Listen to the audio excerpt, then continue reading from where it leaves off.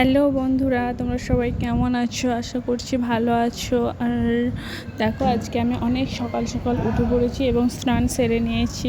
আজকের ব্লগটা আমি তোমাদের সঙ্গে সকাল থেকেই শেয়ার করছি। তো দেখো, স্নান টান সেরে আমি একদম রেডি হয়ে গেলাম। এবার ঠাকুরটা একটু পুজো করে নেব, তারপরেই এক জায়গায় যাব আজকে, সেটা তোমাদেরকে দেখাবো।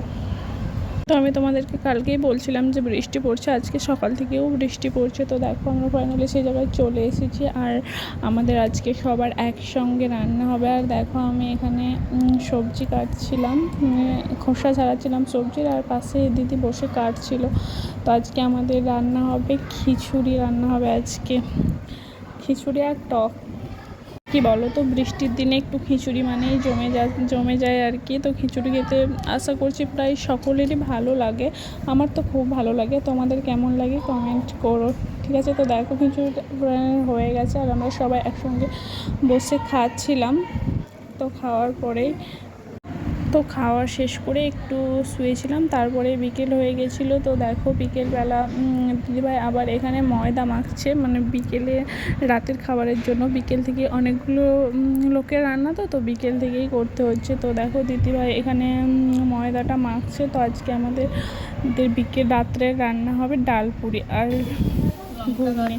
আর এখানে একটা দিদিভাই দেখো, এখানে লঙ্কা কাটছে, সেটাই বলছে। পেঁয়াজ লঙ্কা এগুলো কাটছিল, আর যে আদা ছাড়াচ্ছে সেটাও বলছে সেই দিদিভাই। তো পেঁয়াজ আদা রসুন এই দিদিভাইরা এখানে ছাড়াচ্ছিল, আর ওই দিদিভাইরা এখানে ময়দা মাখছিল। তো আর এখানে দেখো, কতটা কি লাগবে না লাগবে সেটাই দাদা বলছিল দাঁড়িয়ে দাঁড়িয়ে। তো কাটাকুটো সব শেষ করে আমরা বসেছিলাম সবাই একসঙ্গে। আর এখানে দেখো,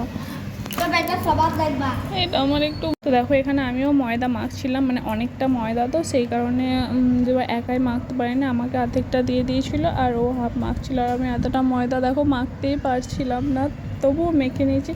আর দেখো, এটা হলো আমাদের রান্নার লোক দাদা আর কি। দাদা এই মানে ছোটোখাটো যে কোনো অনুষ্ঠানে, মানে আমাদের ফ্যামিলিতে কোনো কিছু জন্মদিন আর কি কিছু হলেই দাদা রান্না করে। তো দাদা এখন রান্না করছে।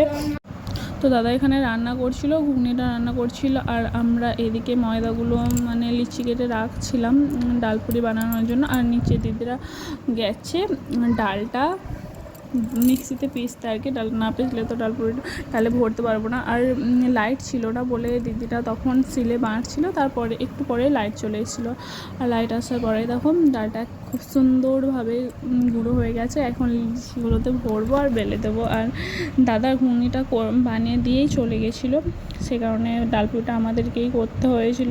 তো দেখো, এখানে আমরা ডালে মানে ময়দাতে ডালটা ভরে আর কি রাখছি, আর ওইদিকে দিদিভাইটা বেলছে। আর আরেকটা কি বলো তো, এ দেখো একটা ছোট্ট মেয়ে বলতে বৃষ্টি, ও কিন্তু করছে আমাদের সঙ্গে। কি বলো তো, মানে একসঙ্গে কাজ করতে সবাই আমরা একটু বেশি ভালোবাসি আর একটু বেশি আনন্দও হয় আমাদের, সেই কারণে আমরা সবাই একসঙ্গেই মাঝে মধ্যে হয়ে যায় কখনো কখনো।